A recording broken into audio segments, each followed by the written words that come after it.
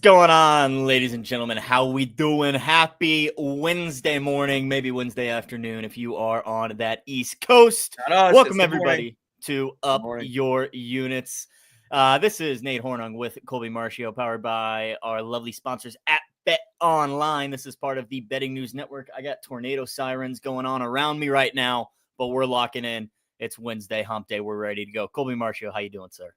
Good. We got a big day. We got a lot of stuff to talk about. Absolutely. I don't have complaints, so that's a good way to start the show. It's not Friday, so I can just hold them until Friday. No Wednesday rants for you? We let everything loose. No. Okay. No, I don't have any for rants. Friday. It's okay. You'll have something on Friday. I mean, that's a staple. You got 48 hours. You'll notable Italian, notable complaints. Yeah. Exactly, of course. Oh, well, people, we got a big show planned for you today. Obviously, yesterday we had the old college try talking about all things week 2 college football. We are going to kind of steer right back into that, sticking with college football preparation for week 2. We've also got some MLB bets that Colby will get to here in a little bit. But, Colby, we've got a special guest. Do we just want to get right into that early? I do. I really do.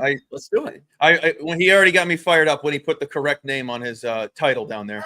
So no doubt about it. Absolutely. Without further ado, ladies and gentlemen, Ben Stevens, also known as Big Ten Ben, and we only refer to him as Big Ten Ben. Give him his intro. 100%. Give him his intro.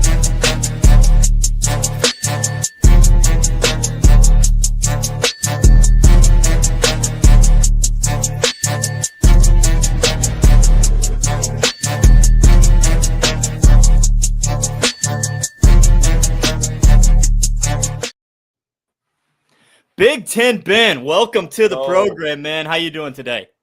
Nate, Colby, thank you for having me. That was some intro.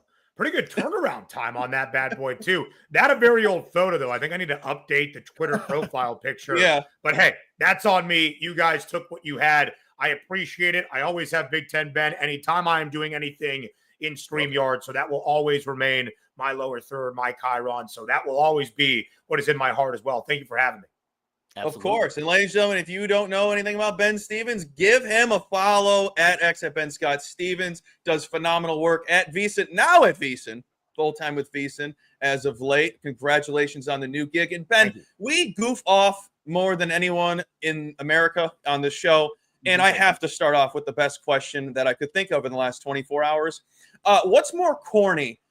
Cowbells to prepare for Mississippi State, going into a meat locker to prepare for Green Bay, or Nate gave me this one, water guns to prepare for Dublin? What's the worst one of the three? I think water guns to prepare for Dublin is a ridiculous thing to do. Just make the footballs wet. You could dunk them in a tank of water. It's not a very difficult thing. You don't need to spray somebody so they feel a little tinkle over their shoulder. That, I think, is the most ridiculous. Kenny Dillingham is a man who pays attention to every single detail. He is a freak. He is wired like that. It is why he is not even 35 years old, or maybe he just turned 35, and he has already had incredible success as an FBS head coach. The Cowbells, though, that they were ringing at practice yesterday, not nearly the environment they are going to see in Mississippi State. That's like all the jokes and all the sitcoms you've ever seen of like a kid home from school because he's sick and he rings his little bell to have his mom bring him breakfast in bed. Like that was the bell that we saw out of practice in Tempe this week. It's a lot of a different environment in Stark Vegas. I can appreciate trying to replicate the atmosphere that you were going to see. It needs to be a lot louder. I've seen Mississippi State come to Omaha many times for the College World Series, and they'll bring cowbells with them to bars as they're drinking beer. And I am sure it is louder than what they had replicated at practice for the Sun Devils this week, getting ready for a very intriguing game. Less than a touchdown favorite against a 3-win Mississippi State team from a year ago. Looks interesting to me. Yeah, things are going to get wild down there in Stark Vegas. And, hey, you got to do anything you can prepare. But before we get into week 2, Ben, it's week 1. We love overreactions in sports media. What are some of your biggest overreactions to what we saw on the field in week 1? I think we're overreacting about Arch Manning. I have seen all the think pieces about Arch and everything. I didn't follow that. We don't think Arch is a generational talent only because of his last name. If you actually watch the football, we don't think Arch is a generational talent just because of his recruiting rating. When we had seen Arch Manning play under Steve Sarkisian in 2 starts, and I understand that the consideration in the competition against UTSA and then at home against a Mississippi State team we just talked about is not nearly on the road against the reigning national champion and the best defense in college football last year. But he had done really well, and he had performed in a way where you should have optimism in a small sliver of a sample size for a guy taking the reins after Quinn Ewers, who, by the way, was a more highly touted recruit than even Arch Manning, but we'll get to that another time, for this Texas program. And then you have all the talent he plays around under one of the best offensive play callers in college football. That, I thought, was the rightful optimism around Arch Manning entering 2025. So he goes into a road test against a really good Buckeyes defense that made a lot better quarterbacks than Arch Manning in his first career road start. Looked rather pedestrian last year. And he played poorly, right? I'm not going to say, hey, let's give the guy credit. He didn't play well. He did not orchestrate a Texas offense that we expected. He missed throws that he absolutely had to make, like that key third down try late in the game where he had a wide open Ryan Wingo across the middle and was off platform and delivered a bad ball. He played poorly, but it was one start on the road in Columbus, inside the horseshoe, against the nation's best defense from a year ago that looks pretty good under Matt Patricia once again to start 2025. So I think now we're overreacting to the overreaction around Arch Manning, where we're doing all these think pieces and we're looking back at Isidore Newman and his competition in New Orleans.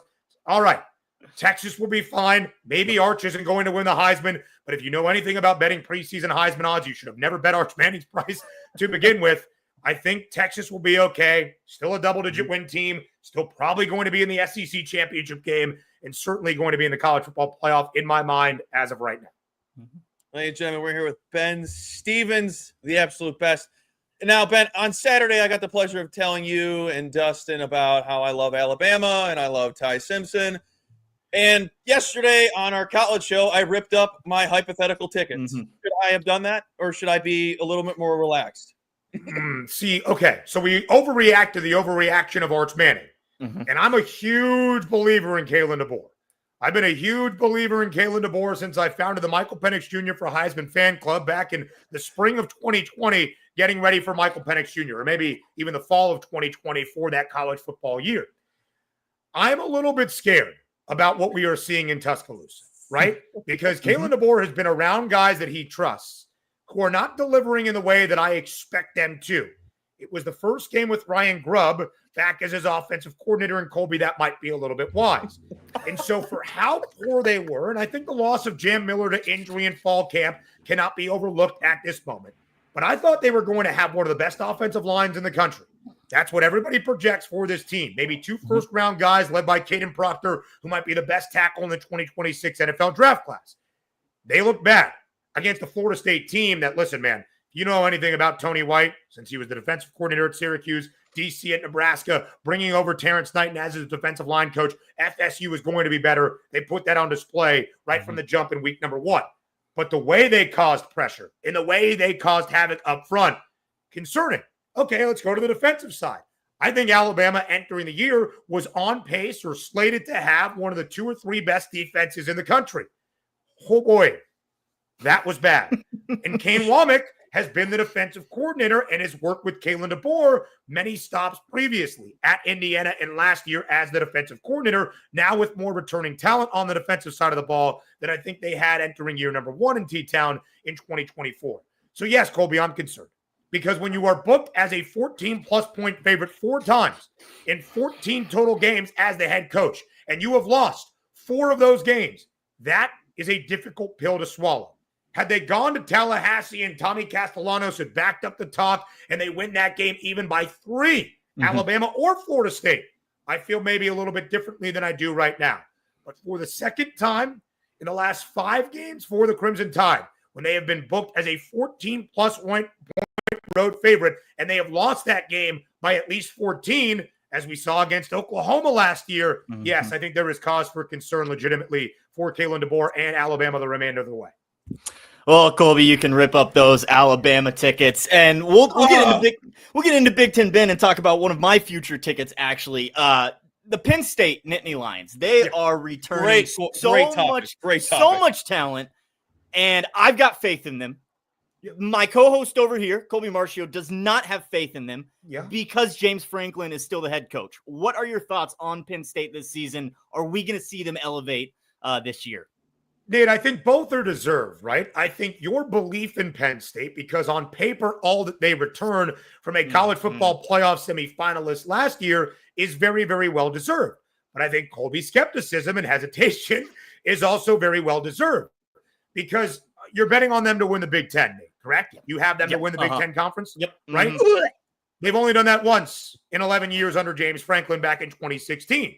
Right? They've even reached the Big Ten title game like a year ago based on getting out of the Big Ten East and not having to play Michigan and Ohio State each and every year in an easy slate. And the game was competitive against Oregon, but they come up short. All right, Penn State gets to the CFP. SMU, Boise State on the slate. Hefty favorites in both of those games. What does Penn State do? They roll when they're booked as a favorite. But then when they close as a slight pick'em favorite or for most of the time getting ready for that game against the Irish as a slight underdog, they struggle. And Drew Aller makes a play that he can ill afford to make, and they come out on the losing end. So James Franklin and company now 4-20 against AP top 10 foes during his 11-plus years there, and 1-15 against the AP top 5. So, Nate, your expectation for them to win the Big Ten, I think they will be in that Big Ten championship game come early December in Indianapolis. But even if it's a Big Ten title and they fall flat on their face in the college football playoff again, it should only be considered an incredible disappointment this year in Happy Valley. I think unless they make the national championship game, everything should be considered a failure because that is the expectation based on what they return. And if they can't get to that ceiling because they're playing AP top 5 or AP top 10 foes when they get to the Final Four or a national title game, that's where I still will start to have my cause for concern. Penn State is doing nothing in non-conference action. They played last week a Nevada team that scored with 25 seconds left to cover the number. It was 46-3. They were a 42.5-point favorite. The Wolfpack scored. They go for 2. Bada bing, bada boom. They play FIU this week. They play Villanova, the FCS foe, the week following. Then they get a bye week before they play Oregon. That is the first true test where, Nate, we will have a better feeling about all that returns this year production-wise for Penn State to understand if they can actually capitalize on all of that expectation. And again, expectation is not get to the college football playoff or win 10 games. I think a fair level of expectation in State College is reach the national championship game. And anything short of that, based on what they have on the roster, should be considered a disappointment.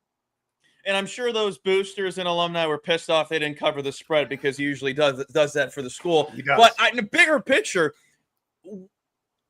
is James Franklin on any sort of hot seat if he doesn't get them over this hump that he hasn't been able to? Or are they just going to be like, you know what, he gets us almost there, we're going to leave him?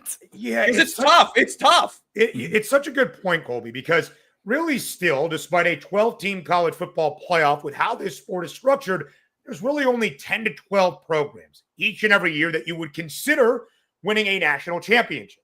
In my estimation, at least the last 5 years, Penn State is worthy of that consideration. Certainly here the last few years under James Franklin. Are you going to fire that guy to then try and get a guy that makes you a national championship frontrunner? Well, Penn State is that right here, right now. I think he is more in the realm of a warm seat in the eyes of fans than he is at a realm of a warm seat in the eyes of Penn State football administrators within the athletic department or any of those board of trustee members there for the State College University system there in the great Commonwealth of Pennsylvania. That's how I think about it, because he has been incredibly successful by every other standard in college football. This is really the first time I have felt as though anything short of that national championship game berth would be disappointment. For Penn State to get to the college football playoff last year was a notch in the right direction. But then at the end of the day, when based on how the bracket played out for them, they come up short against the best of the best, it leads to that cause of concern. I don't think he is truly on a hot seat, maybe a warm seat if they fail to get to the title game once again. But I still think that would be more in the mind of fans and college football people that want to have their jokes about James Franklin, which of course are deserved as well. All right. It's, difficult situation because where do you go from James Franklin? What's that next step to really excel you over the top there? So, Ben, switching gears into week 2, we'll get into some of your favorite picks and looks here in a second. But one game I got to ask you about because you actually tweeted about this one, and I'm writing this team's win total for the whole season. So I need a win. The Fighting Illini, Illinois, going into Duke. And I see you tweeted out they opened as a 2.5-point favorite. That does not make sense to me. Yeah. What are your thoughts there? Is that number too good to be true? Is it a trap? I already bet Illinois. So what are we thinking there? So it's a great question, Nate, because I think it depends on what your sports betting acumen is when you consider, is this game a trap? Does it feel too good to be true? The betting markets are telling us yes. More than 81% of the handle right now is on Illinois. Move the number up to 3, but still that flat number of 3. Listen, the key numbers of 3 and 7 in college football mean absolutely nothing like they do in the National Football League. Anytime that number is around 3, you're basically thinking this game is going to be decided by a single score, as we saw with Clemson, LSU, Texas, Ohio State, and Notre Dame, Miami. But is it really going to matter that Illinois wins this game by 2 and you got Duke with the best of it having the hook or that +3? Not necessarily. I have seen a lot of people, based on me tweeting out that this number feels compelling to me. I'm not like, oh, it's fishy, I don't get what's happening. I think I have an understanding of how handicapping works, that when you power rate these teams, if it was a neutral field, Illinois is about 4.5, 5 points better than that of Duke. That feels fair to me. In my own power ratings, which are not actually numeric formulas or algorithms, I think Illinois wins 10 games once again. I think Illinois gets to the college football playoff. That's how I felt about the Illini since the end of last season, and any of the way too early rankings or the projections for 2025 based on what they would return, based on how solid of a head coach I think Brett Bielema is, and all that he continues with his coaching staff consistency as well. And then everybody started to get on the Illinois hype train. Ooh, could it be this year's Indiana out of the Big Ten? I have felt that I was a little bit ahead of the hype, Nate, and not saying that you are part of the public suckers that jumped on too late in the year. I'm not saying that whatsoever. No, that's pretty accurate, to be honest. But I feel as though I was like early to it. So my optimism for Illinois, and again, I'm not thinking they win 8 games and that's it. Like, I think they get to the college football playoff based on the schedule. But to do that, you have to win games like this. Duke might not be a top 25 team for the next couple of weeks. We'll see how the rankings play out. But I do believe Duke is going to be around an 8-win ACC team, and this is a huge resume notch in the belt for Burton Company if they can go into Wallace Wade and win right now against Power 4 competition in non-conference play. My thought of where this line is too good to be true is that I think Illinois power rated is a touchdown better than Duke. So even with home field advantage taken into account, I still think Illinois wins this game by more than 2.5, by more than 3 points, as they must. And anytime you see Duke play Elon or Illinois play Western Illinois, you're not going to learn a ton. Both teams went out there. They looked efficient offensively. Luke Altmaier for the Illini, Darian Mensah in his Duke debut. And when you look efficient as you must, and you cover numbers like Illinois did as a 45.5-point favorite against the Leathernuts, that's exactly what you are supposed to do. How does it now look in the games where it could be decided by a single score? I still have belief in Bielema, in Altmaier, who is one of the clutchest quarterbacks in the country. By the way, just love this stat. 5 game-winning drives in the fourth quarter or overtime during his career, the most among active FBS QBs. It's why I give Altmaier the nod in front of Drew Aller as the quarterback I have the most confidence in the Big Ten, because Aller has often done the opposite. That's a moment that I think matters for the Illini in this game. I think Illinois wins, even if it's a single-score game, by a touchdown. And Nate, I'm hoping it is not just a juicy number where the market is like, oh, we love this Illinois team, and it comes back to bite us. You make a really good point about what you don't know really what to expect from these teams when they're playing nobodies. Yeah. And I've been saying all week, not only that this slate sucks this week, it's very snoozy, but I wish it was week 3 or 4 so I could get at least an idea of an identity of these teams. But like I said, this week is a snooze fest. Ben, is there any game you wish people were talking about more? Because obviously there's probably 3 good games according to the people. But is there any disgusting game you're like, I wish people were more nutty like me? We were treated to maybe the best week 1 slate that we have ever seen, right? It was the most AP top 10 tilts that we had to open up a year in at least 2 decades, and honestly could have been longer. I just stopped counting after 2004. I was like, listen, I don't even know if the database goes back that far in any of the stats that I could find. I actually think, Colby, because I am a college football enthusiast and super fan when it comes to this, that this week is awesome because we've got some really good Big Ten non-conference Power 4 competition type slates. Yeah. And then you throw in a couple of other ones like a Baylor SMU, the in-state showdown, the border war is back, Kansas and Missouri, two teams I'm incredibly excited to see. Mizzou, touchdown favorite in Columbia against this Kansas side who looks so much better, especially defensively. Talk to me, Ben. Under Lance Leipold than I expected in the Week 0 campaign beginner against Fresno State. Listen, if Jalen Daniels is healthy, I've been on this KU hype train for a while, got off in 2024, was certainly not there entering 2025. If Jalen Daniels is healthy and that Jayhawks defense performs as they did against Fresno State, that at least had experience, if they're not even expected to be all that good with E.J. Warner as their quarterback, oh boy, I'm really excited for that matchup.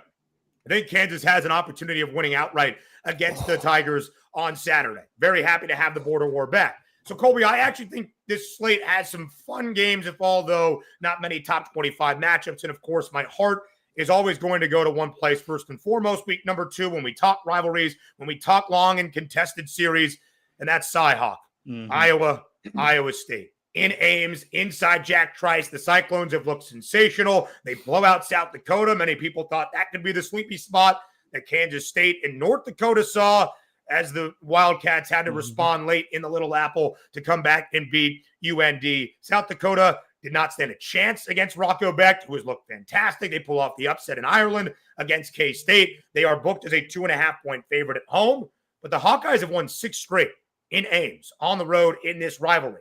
But we need to see that Iowa offense look so much better than it did week number 1. I'm so high on Mark Gronowski. He looked atrocious. I mean, he was missing wide open receivers, throwing ducks out there, not even just like overthrowing guys. It was bad. You lose Kamari Moulton, who is their projected lead back entering the year. They do have some production there. Terrell Washington looked great. And Iowa led the Big Ten in rushing at more than 197 yards per game last year for the first time since 1960. That is going to be key against an Iowa State defense that stopping the run last year was second worst in the Big 12, allowing more than 180 yards per game. But they have looked better. And again, it's hard to say better, but they have looked better in their first 2 stops, namely against the Wildcats of K-State. So there's a lot of games like that, Colby, that are under the radar, but I think are going to be really awesome. I actually think the noon to 3:30 p.m. Eastern time slate is much better than prime time, despite that being the only top 20 matchup we have between Oklahoma and Michigan. It's actually a great. My 2 favorite games are mid-majors, so yeah, you and your Maction, Colby, you gotta love that. Ben, I love what you're saying about. Talk about the MAC. 4-1 against the number. 4-1 against the number against the Big Ten in week number 1, and the only team that didn't cover was Ball State against the 1-win Purdue team. Shout out to Barry Odom starting off his campaign in West Lafayette very successfully. But shout out to MAC, man. You're scheduling Big Ten foes. You're keeping games tight. Parker Navarro's they're swinging good it out there in Piscataway. Parker Lewis. I mean, it was fantastic. So I really liked what I saw out of the MAC this week. Shout out to them. Yeah. Ben, I loved what you were saying about the border war. As a Kansas native, as a Jayhawk, I'm very excited we're bringing that rivalry back. But let's talk about that top 25 matchup down in Norman, Michigan, taking on Oklahoma. What'd you like out of Bryce Underwood in week 1? And do you think he's going to keep that performance up on the road in this hostile environment? Efficiency, Nate, is what I like, right? There's going to be so much expectation on Bryce Underwood. So what do you do against a New Mexico team with basically an entirely new roster and a very successful head coach in Jason Eck? As we saw, kind of be a thorn in the side of the Wolverines on Saturday night. That came a lot closer in the second half than I think a lot of people anticipated. I really like what I saw offensively, though, out of Bryce Underwood in his debut. 21 of 31, 251, a touchdown. Good. No balls that were really turnover worthy, never really put the ball in danger, and they trusted a ground game led by Justice Haynes, the Alabama transfer, that all reports out of Ann Arbor in fall camp, he might split duties with Jordan Marshall. I think it's Justice Haynes' show, $159 on the ground and 3 touchdowns. That's where I think Michigan relies on things against Oklahoma. And to me, Nate, that's the key question. That is the key matchup. I think this was an OU defense last year under Brent Venables that was slightly overlooked. When you look at the yards per play numbers with all of the snaps, the Sooners defensively were out there last year because of how bad the offense was under Jackson Arnold. And Michael, what was his last name? Michael, the quarterback last year. Hawkins, I think. Hawkins, yeah, something like that. Michael Harris is the center fielder for the Braves still, if I know anything about Major League Baseball. But how bad the offense was for Oklahoma, the defense was required to do a lot. So you look at some of the main numbers, scoring defensive output, total yardage allowed to opponents. You're like, mediocre, middle of the pack in the SEC. when you dive deeper to see the snap count for that Oklahoma defense last year and how often they were on the field, those numbers actually trended in a much more positive direction. So I thought that with another year of growth under a great defensive coach in Brent Venables, if they could figure things out offensively, then Oklahoma is set to be very good. Guys, I have OU in my college football playoff in 2025 because I believe in the wheel and deal and gunslinger that is John Mateer and the offensive coordinator in Ben Arbaugh. But this line from a pure betting perspective is fascinating to me. You don't often get later in the year beyond week one marquee matchup early lines in the summer like we have seen here for this game in Norman. Initial line open in late May. 1.5 point spread in favor of the Sooners. Initial line again before we really got underway in this college football season in late July, updated to 2.5 in favor of Oklahoma. We have talked power ratings on a neutral field for the Illinois-Duke game.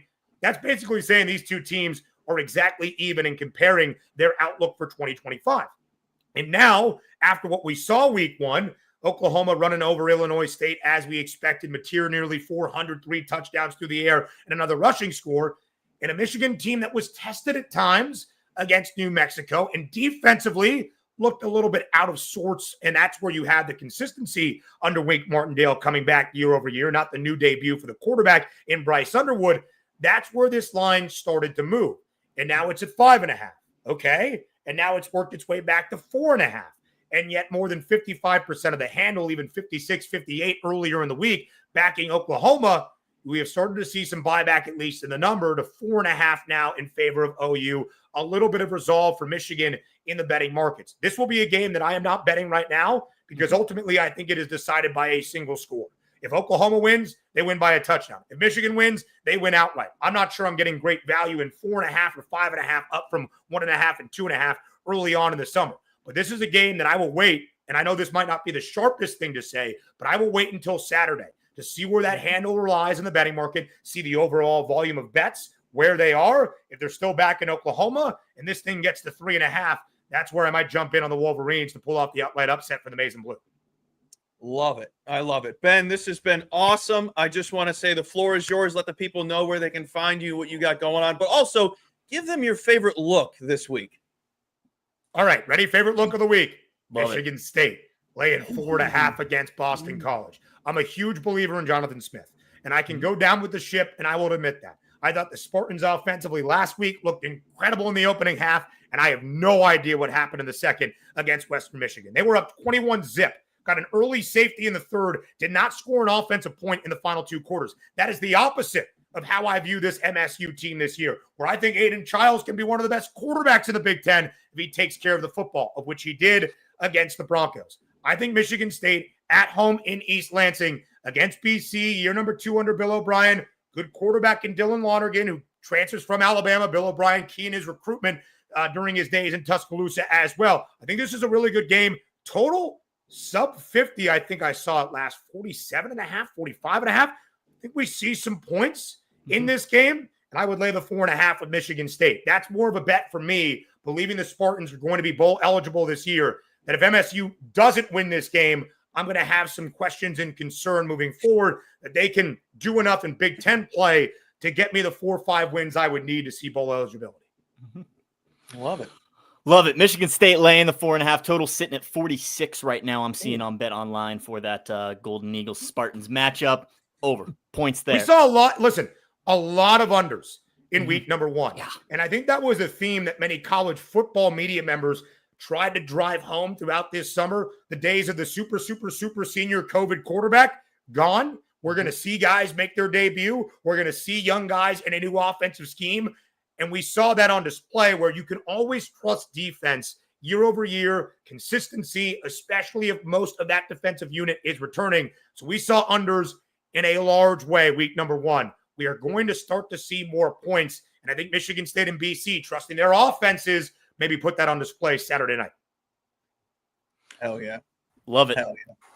Love it. Ben, this was awesome. Thank you again for coming on. Make sure you guys follow Ben at Ben Scott Stevens on X. It's still Twitter to all of us here that have been using it for a decade plus. But make sure you go out and follow him. Ben, we will have to get you back in the coming weeks constantly. We love your sick brain. Love it. Anytime, gentlemen. Anytime you need me. This time, Wednesdays looks pretty good as we get ready for a new college football weekend. Perfect. Appreciate you again. Talk to you guys. See ya. Have a good one. Appreciate it, Big Ten. Ben, ladies Get and your gentlemen. rear ends over to X and follow him right now. Right now. What are you doing? Why are you Fantastic even watching follow. us? Why are you watching us? Well, Stop. we're a little entertaining. He was just No. on. I mean, he Go was just follow on. Ben. Go follow Ben right now. Man is very insightful with the college football. Just like, I mean, a college football sicko like us, no doubt about it. And we love to see that. That got me fired up because you and me have kind of been sleeping on week 2. I mean, he broke it down. Maybe he took offense to me saying I wasn't trying to say those. He picked out the games that I knew everyone cared about. I wanted him to say Toledo. Okay, that's what I really wanted him to say. Hey, we got some action in there. I wanted him to say Toledo -6.5. Hey, Aloha, you know Ohio what's up. team total. Yeah, right. Also, Parker Navarro, baby. Paul, if you're still here, I'm so sorry. We were in the middle of doing an interview. Yeah. I wanted to acknowledge this as soon as you posted it.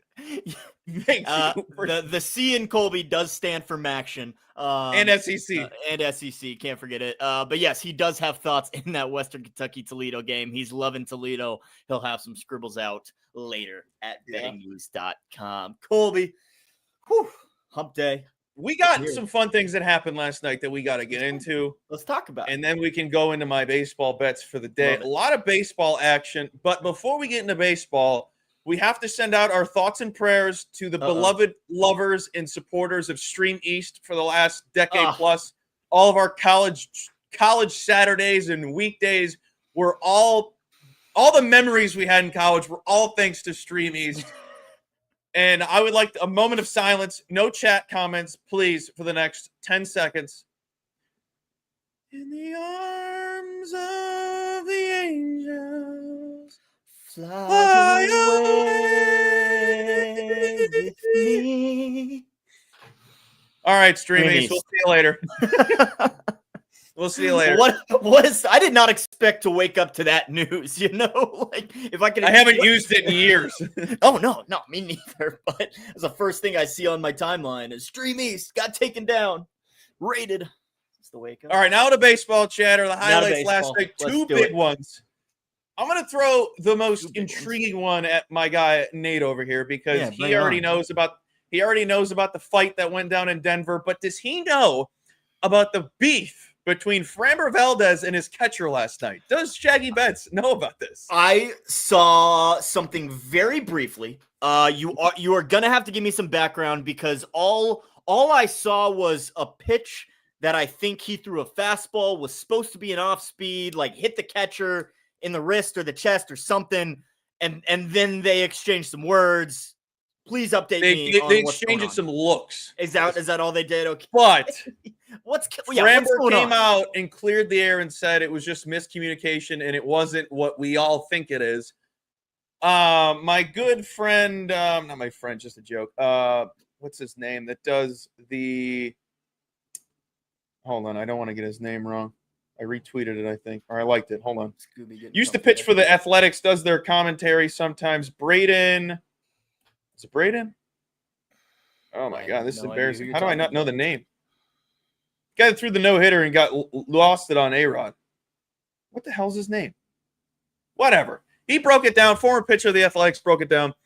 And he said that is exactly what it looked like. So Framber Valdez was told to step off the mound because they kept messing up what the pitch was going to be. Okay. And he just started his windup while his catcher's going, step off. He said, screw that. Bases are loaded. Throws whatever. Trent Grisham hits a grand slam. Awesome. Saw it live. And then follows it up with supposed to be an off-speed pitch that's like right here. And drills him right here with a fastball. Right in the chest. Okay. And the best tweet out there right now is nobody's talking about Anthony Volpe just letting a 93-mile-an-hour fastball go right down the middle and not swing. Why didn't he swing? But yeah, drilled him, and then he took his mask off. I keep forgetting the guy's name. Took his mask off and looked at it, and he's like, and then it went on. But I think I'm seeing this tweet now. Dallas Braden, I think is the Dallas name Braden. Yes. I'm looking at his video right now with the breakdown. He's great follow. If you guys love sicko baseball stuff, great follow, great personality. Been keeping up with him for the last decade. He's great. awesome stuff, and he does commentary for the Athletics. So Valdez came out and said it was just a miscommunication, There was a quote, misunderstanding. But he's do you believe that, or do you think that's just him what is he saving supposed face to for the say? team? Well, My thing is, exactly. what is he supposed to 100%. So it's either you don't know what it is, really. Right. Because he kind of has to say that regardless. Yeah, absolutely. From a PR perspective, you can't come out and just say, "Oh yeah, I got beef with my catcher," like that. It doesn't work like that. So, all right. Well, what about and then the fight in Denver? My biggest pet peeve is soft pitchers. Yes. Okay. Soft. That's what I thought kind of started this debacle. Listen, this is first of all hysterical. I'm pretty sure Kyle Freeland makes it gave up a single to start the game, and then a 2-run home run to Devers back to back, then proceeded to get thrown out of the game. So Rafael Devers feels like he's got 3 home runs in a row, I think. I think they're on a streak of 16 home runs, 16-game home run streak. The Giants are right now, I believe.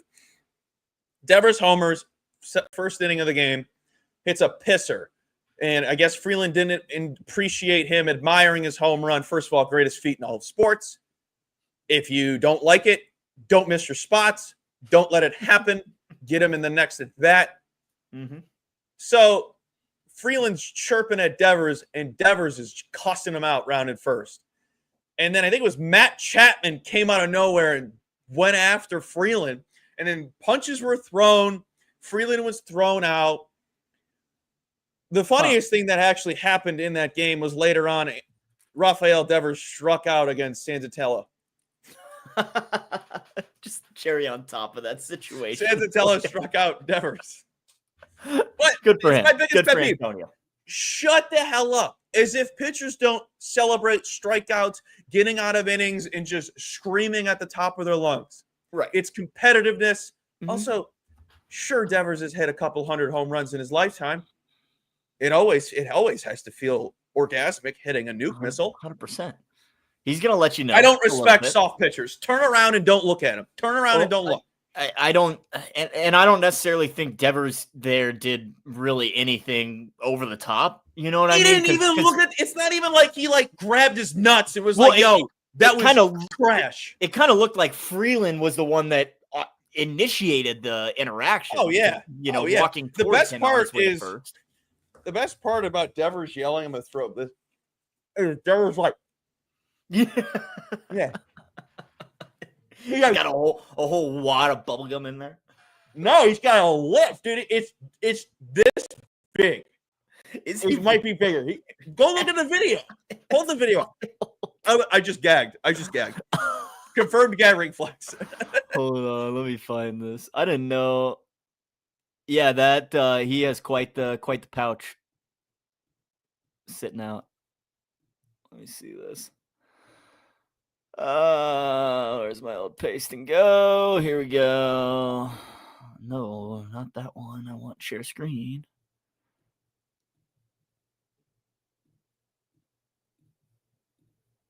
There we go. Yeah, that's a big old lipper there. Hold on, watch it around first. I was gonna say you can just see it on the side, right? Watch it, you can see it. Hold on, watch it around. I'm pretty sure you can see a big wad. you can see it just sticking out of his lip right there. Where's Chapman? There's Chapman. Yep, dude. There's Chapman. Here's the debacle. I can't wait to go to Denver. Oh my God, this is the best. This is gonna be the best show we've ever had. Because it is going to be all conversations around baseball, which I love, but things you can get down to. Now, go to my profile and go look at the prices of food at Coors Field. Oh, Shags. Yeah. Dude, Shags. All right, I'm going at the end of the month. I can't wait to spend $20 on half the menu. All right, so here's the thing, though. These are yes, these are prices, but they're, golly, where did you tweet this? There it is. You do not, these are specific spots in the stadium. You're not finding these prices everywhere. This is like because Royals do this too. So this is like their value menu pricing that you can probably find at a few select concession stands across the stadium.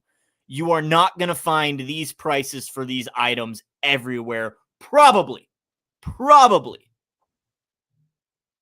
With that being said, a Rocky dog. I wanted 2 Rocky dogs and 2 beers for $20. No, you will be able to find that, I'm sure. Hold on. What Also, Rocky Dog is great name.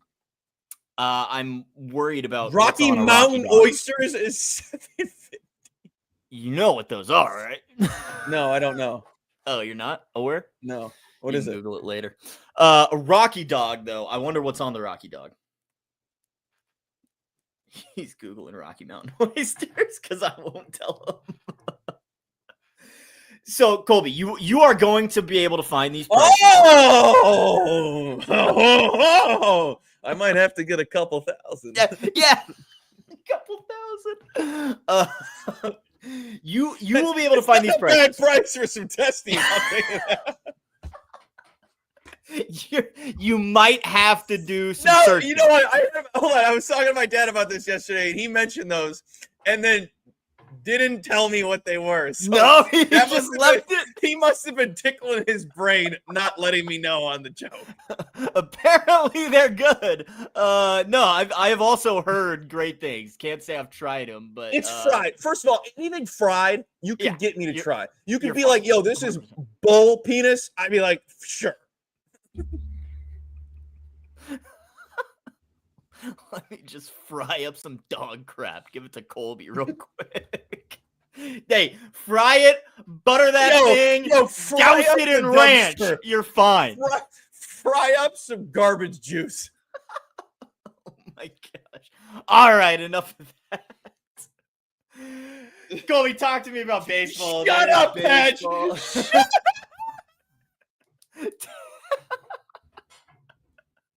Hey man, that's all you need right there. Tastes like chicken from my own. Oh man, see, I knew your dad knew taste. Hey, he's a cultured guy for sure. Colby, talk to me about the night's. There's a joke I can make right here, but I'm not going to. And I know you know what I'm thinking. Get into baseball. Talk to the people what we're betting on the diamond today. That's what they're here for. Give them the plays on the diamond. Who needs an ad workout, bro? You're going back to it. Don't worry. I'll lead you in. I'll let you, collect yourself. You're going back to your bread and butter, Colby. You got a couple of first 5 team totals on the docket. I do. As well as one guy to go yard who we are all familiar with. Let me get my leans out of the way. Okay. Let me get my leans out of the way. I just posted this out. Let me quote our tweet again. Get in here for the baseball. One more time. A day game, I have no action, but I lean with the Marlins first 5 team total. I would assume it's 2.5. I just don't like it because they haven't been playing that well. However, I can't think of who's pitching, but he sucks. So that would be the main reason to be on him. You're banking on the arm to be worse than the lineup, which I typically always lean with the bad lineup over the bad pitcher because they're pros. You know what I mean? Mitchell Parker for the Nationals. Mitchell Parker sucks. Go check out his stats, and it's terrible. But I also have other leans. I probably will get there with at least one of these, maybe both. Mm-hmm. I may add the Guardians F5 at 1.5 against supposed to be Dustin May, but other books and websites have this other guy who's supposed to be an opener, Brennan. but he hasn't thrown over 2 innings this entire season, so it has to be an opener. It is 1.5, so I might take the risk, but also I'm gonna pay $1.50. That I'm not excited for. Also, like the White Sox over 1.5, $1.30. So I might be on one of those. Okay. I like that a lot. Zebby Matthews is on the bump. Zebby sucks. The White Sox, one of the best teams in baseball right now, statistic-wise. They're putting up phenomenal numbers. I think they put 12 runs up yesterday. Sure, I was on the Athletics that scored 11 runs Monday, and they followed up with 1 run yesterday. But if you go back and look, The Athletics should have had more runs because they had a ton of guys on all through the first 5 innings, and they only ended the whole game with 1 run, and I chased with my live 6 and first 7. But these are bets that I have locked in. We'll start with Kyle Schwarber, boosted on the nuke. And Cal Raleigh hit his 51st home run yesterday. I need this guy to pick it up, and I think this is a great spot against Jose Quintana. Take the boost. The below 250 price, it's not terrible, but if you can boost it and you want to be on Kyle Schwarber home run today, take it. I think his H to double R is minus 110 or 125. I don't hate that. If you want a cushion, don't take his bases. I don't think he doubles, but if he does, I'm wrong. Who cares? Then take the home run and the double. If you want to bet his bases, rule of thumb, double home run. He has had a triple in the last couple of days. It's a luck. It's all luck that he got a triple. Right. But if you want the mega cushion on terms of prop bets for Kyle Schwarber, H the double R, you don't want that. You want chase the value, double home run. If you want to do what I'm doing, just boost the home run and just have a day, whatever. I was tempted. Actually, the floor would be take his hit at minus 165. I don't hate that. I don't hate that at all. I was debating it. I may still take it later today, but I probably will lose out on the great value. But if you see 165 for Schwarber to get a hit, boom, take it. Take it, parlay it with somebody else.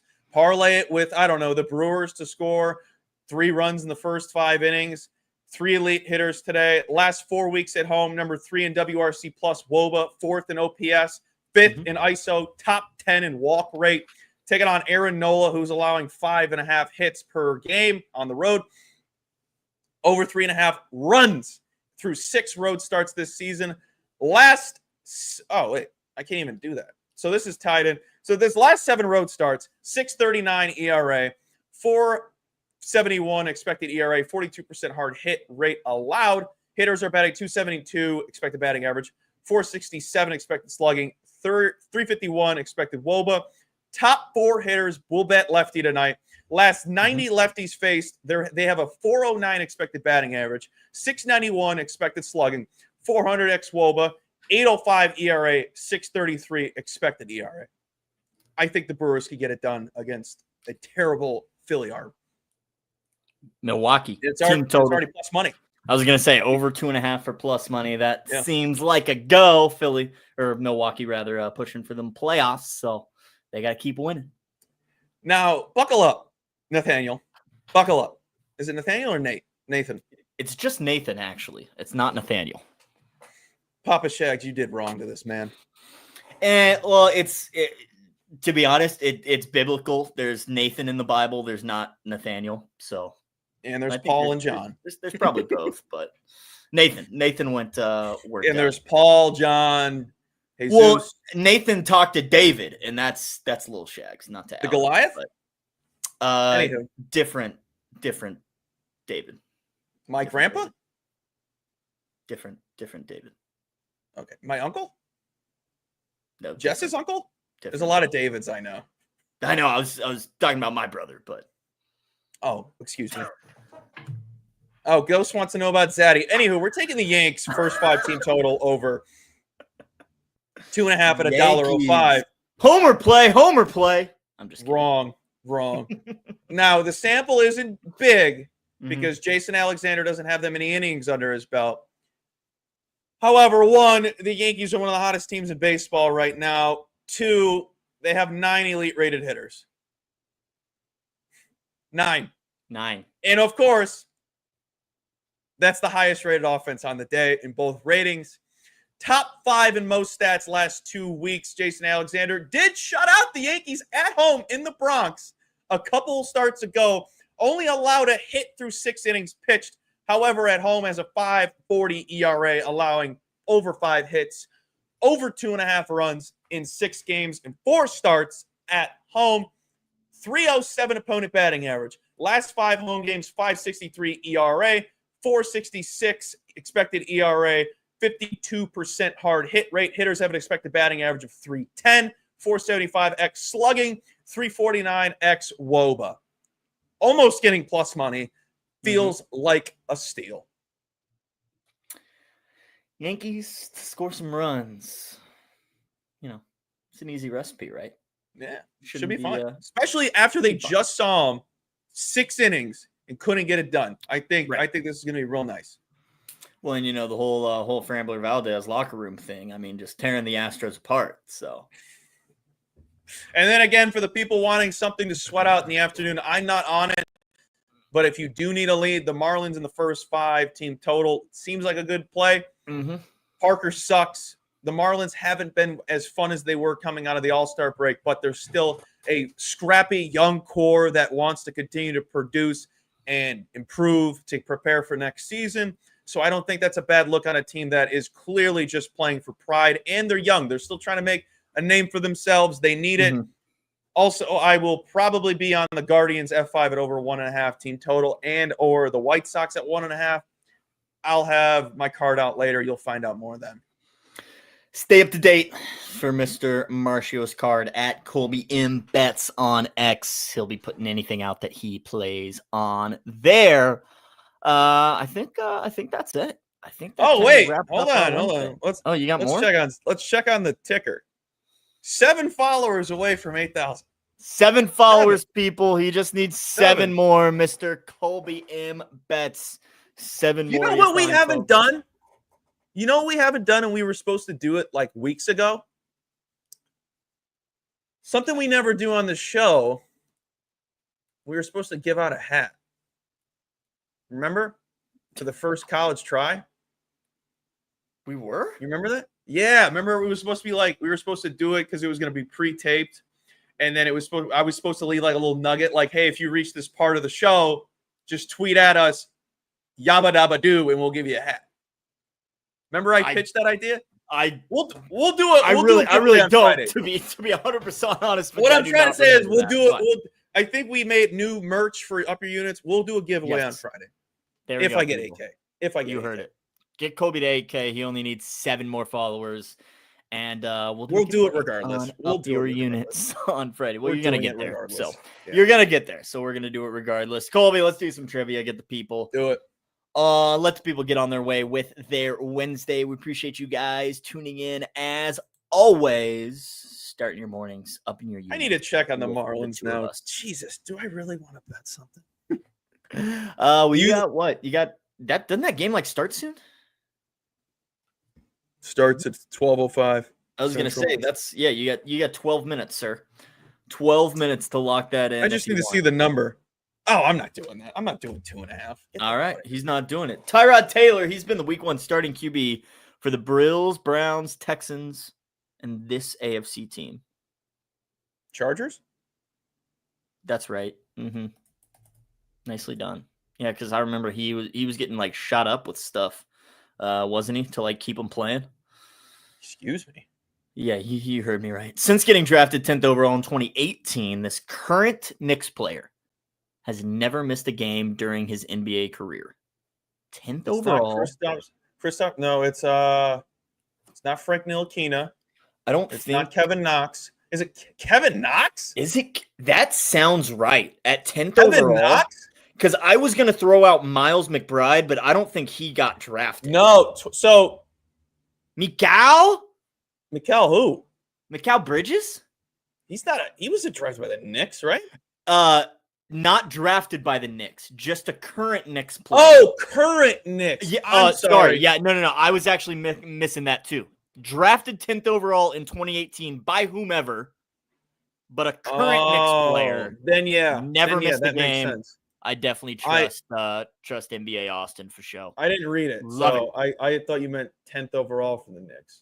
Hey, love that we got Austin in chat. Appreciate you, sir. The 4th longest active playoff drought in the MLB belongs to this franchise, whose most recent postseason appearance consisted of them winning the World Series. The Rangers.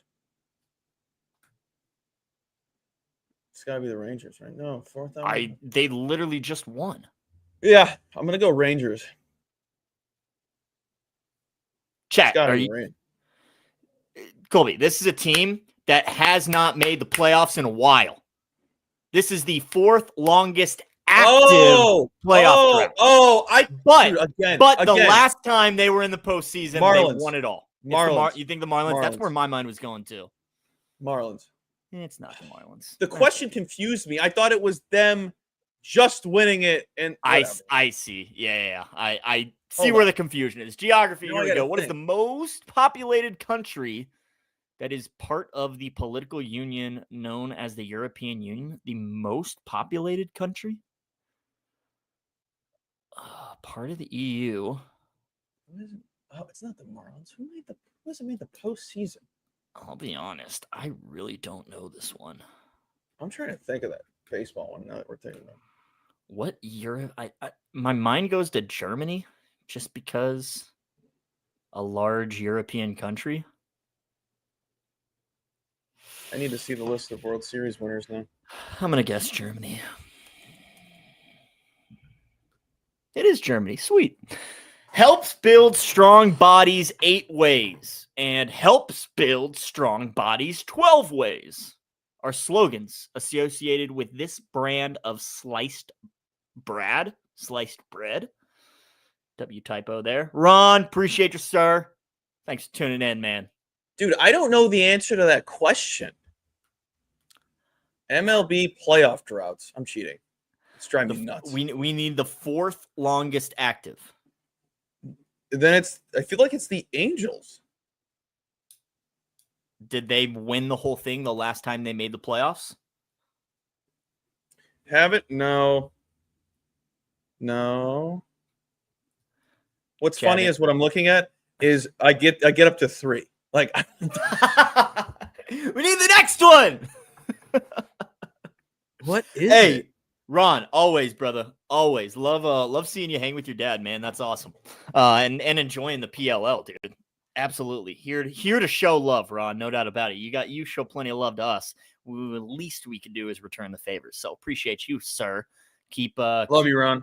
Keep making waves in the PLL, Ron, because not enough people are talking about the PLL, but one guy that is and knows his stuff, Ron Mux, no doubt about it. Seriously. I would love to get into lacrosse. I just, unfortunately, there's a lot of other sports that take my priorities going on at the same time. So maybe next year we're going to really dive into the PLL. Ron, you're going to help me get there. Anyone know this sliced bread slogan? I just wonder is. Bro, I'm going to kill these articles. It only goes to 3. It's wonder. No big deal. This former SNL cast member was the star and creator of the sketch series Portlandia.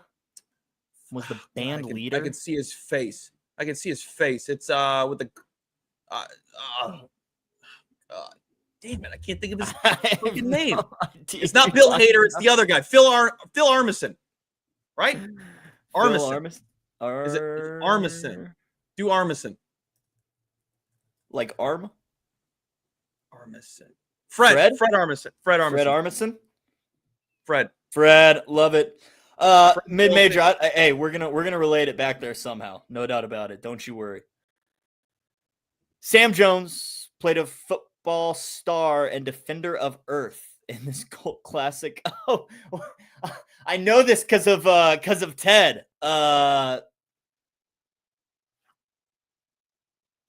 what is? Why can't I think of it? This is the movie they're obsessed with in Ted, Mark Wahlberg, and the teddy bear. Sam Jones, quarterback, New York Jets. What is the name of the movie? I don't know. I don't know anything. It's gonna bug me when someone do music. You'll maybe. I was gonna say it's gonna bug me when someone in chat says it because I should know that. These wounds won't seem to heal. This pain is just too real. There are lyrics from this 2003 Evanescence song. Evanescence. Sorry. Evanescence. Words, letters. It should have been 50 Cent. We all know. Should have been 50 Cent. Should have been 50. Should have been. Do they sing the Wake Me Up Inside song? Is this Wake Me Up? Yeah. Is this it? Just do Wake Me Up. Wake me up inside. No. Oh, we're doing terrible. I can't remember this one. Oh, that's is that the Punisher? That's such a really good hairline. That's a really good hairline. That's a strong hairline. I feel like I also know the face, but that dude has never had an amount of stress. That's a good hairline. I'll tell you something. I think that's the Punisher. What's his name? Isn't it Joe something? Joe Mama. Probably. Classic. Classic. All right, we're giving up. We can't do this. Yeah, I can't. Yep. I don't even have the. I need to know what the baseball one was. 11% on the baseball. So it is the Washington Nationals. Interesting. Would not have guessed. I wouldn't have got that. I was looking too far back. Flash Gordon. Dang it. What was the other one? The music was My Immortal. Celeb mashup. Hey, John B, you were right. Crazy Pellet, John Bernthal, and that. Crazy let me look that up, but that is who I was thinking of. Sickos. Yes, the Punisher. Make And sure then you go Elizabeth follow Ben Stevens. You sick animals. Guy was great. I can't wait to get him back. Phenomenal. Fantastic. Also, the Brewers. The Brewers. Also, Schwarber Day hasn't homered since his 4-home run day. Feels like he's due for something. But Absolutely. we're due for nothing in life. So that's why we'll be hoping the Yankees come through and maybe they can push for the AL East. Anyway, Shags didn't have any bets because it's not a. Oh, I meant to ask Ben if he had any leans for tomorrow. Do you have any leans for tomorrow's Thursday night game? I have a bet, sir. I'm on the under. Dallas Cowboys, not the Packers. Dallas Cowboys, Philadelphia Eagles, under 47.5.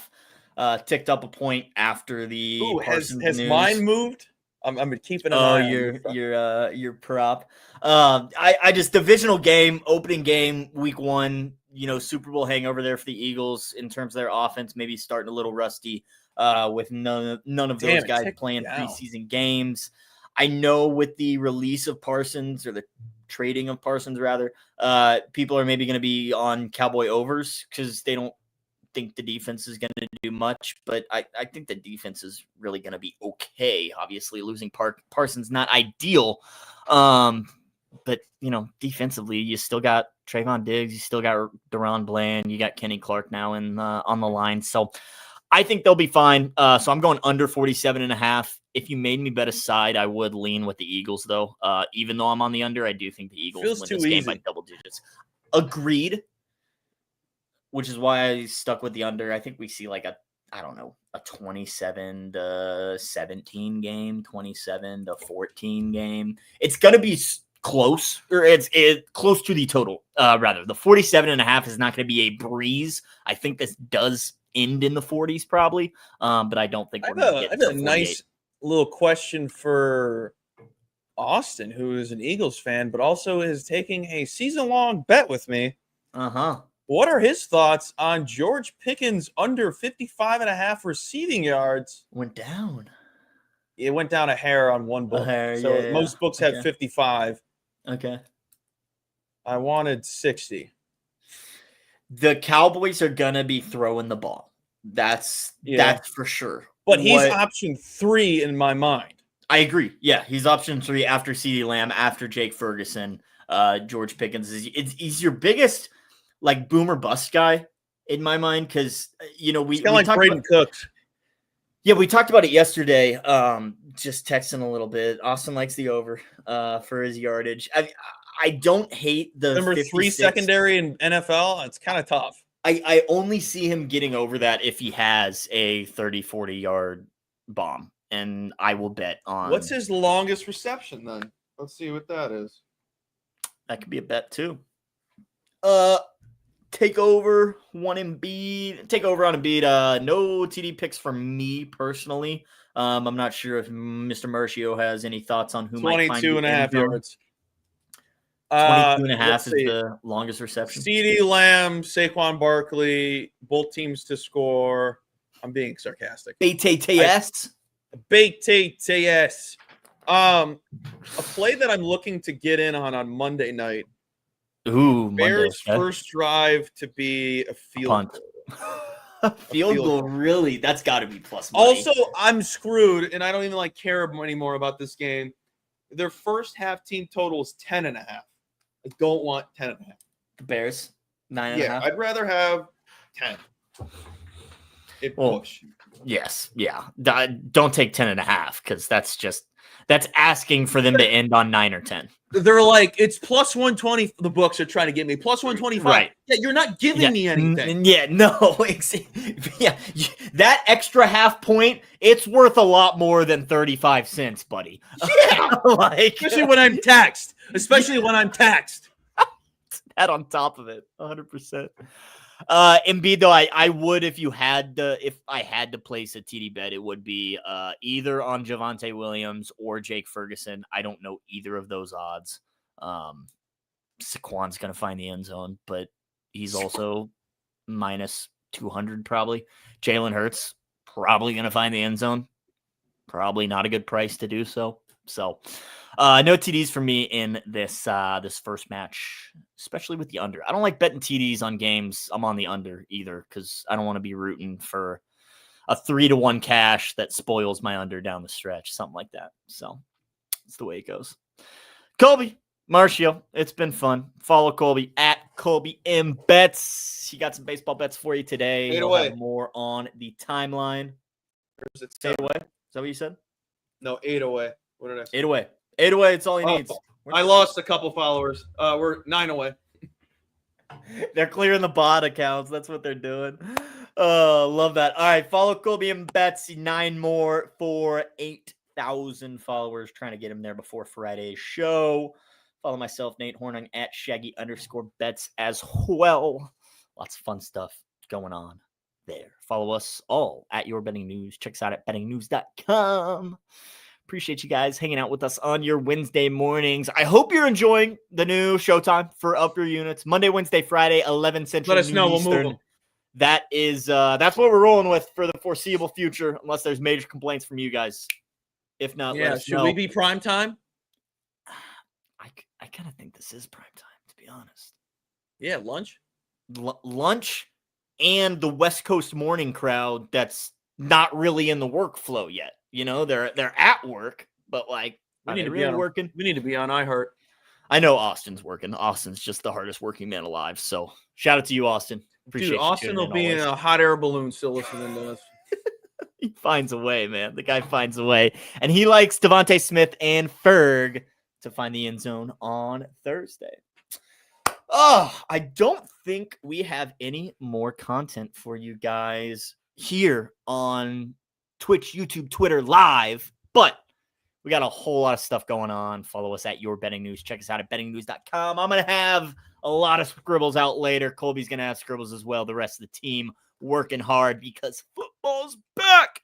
NFL season kicks off tomorrow. You can catch this guy tomorrow live right here on the Pickoff. You'll be able to catch me on Afternoon Espresso later tomorrow afternoon as well. And then Colby and I will be back Friday morning with Up Your Units.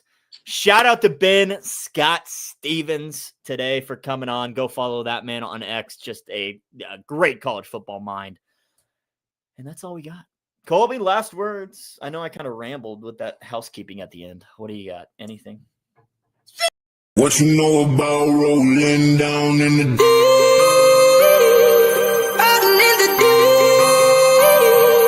down in the